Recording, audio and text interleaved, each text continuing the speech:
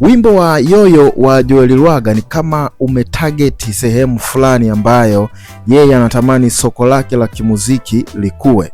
Ni ndoto ya kila msanii na mwimbaji wa nyimbo za Injili ambazo zinafanya vizuri hapa nchini Tanzania kutamani kutanua mbawa na kwenda nje kimataifa zaidi na kufahamika huko.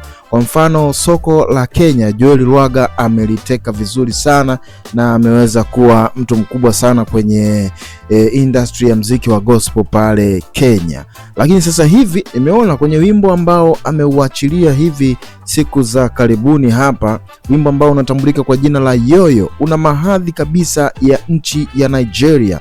Japokuwa ameimba kwa Kiswahili, lakini mapigo ya ule wimbo na miondoko ni ile ile ya kabila la Igbo huko nchini Nigeria. Kwa hiyo kwa haraka unaweza kusema kwamba Joel Lwaga alipokuwa anaachia huu wimbo alikuwa ametarget moja kwa moja kwamba huu wimbo uweze kwenda katika mataifa hayo ya huko Afrika ya Kati, Nigeria, Niger pamoja na Ghana, ambako huko ndiko natamani soko lake kubwa liweze kwenda. Kama tunavyojua wanamuziki wa Nigeria, na maanisha gospel pamoja na secular, soko wameshaliteka liko tayari mpaka nchi za Ulaya huko, mpaka Marekani huko wameshajulikana. Kwa hiyo Joel Lwaga pia naye ameona ni vema aelekeze mbawa zake upande huo, na ndio maana ameweza kuachia nyimbo hiyo ya Yoyo.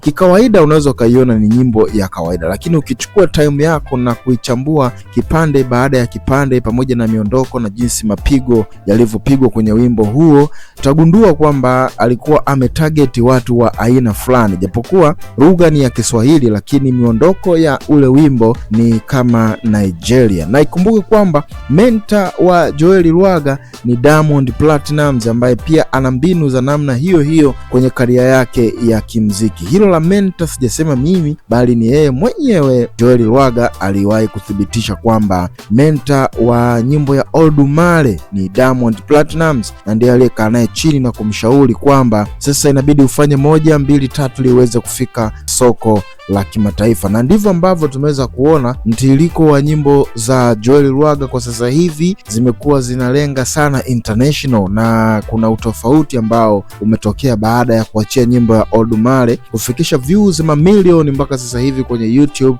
na nyimbo zingine zikafuata baada ya kutoka kwenye ile project ya Oludumare. Kawaida ni kwamba Joel Lwaga ameamua kufanya muziki wake uende international, yani uweze kuvuka mipaka ya Tanzania na uweze kufika mbali zaidi. Kama unavyoona kwenye video hiyo ambayo inatambulika kwa jina la Yoyo, ameweza kupiga mahadhi ya Kinigeria. Kwa target zake kubwa ni kwamba mziki wake ufike Nigeria. Na speaking of Nigeria, mwanamuziki yoyote Tanzania ambaye nyimbo zake zimesikika Nigeria lazima atoboe mziki wa dunia nzima, kwa sababu sasa hivi kimuziki, iwe gospel au secular, macho yote yako nchini Nigeria kwa Afrika pamoja na South Africa ama piano. Umeona bana? Kwa hiyo sasa Joel Lwaga atakuwa ametupa karata yake hiyo kuelekea nchini Nigeria ili iweze kufungua milango ya kwenda mbali zaidi kimuziki. As long as injili inahubiriwa, sisi hatuna tatizo na Joel Lwaga. Tunachotaka ni kwamba injili isonge mbele. Hii hapa ni Gospel Minute. Kwa taarifa zaidi usiache kusubscribe, lakini weka comment yako, sisi tutaiona na tutaendelea kuwa pamoja na wewe. Enjoy your lifetime.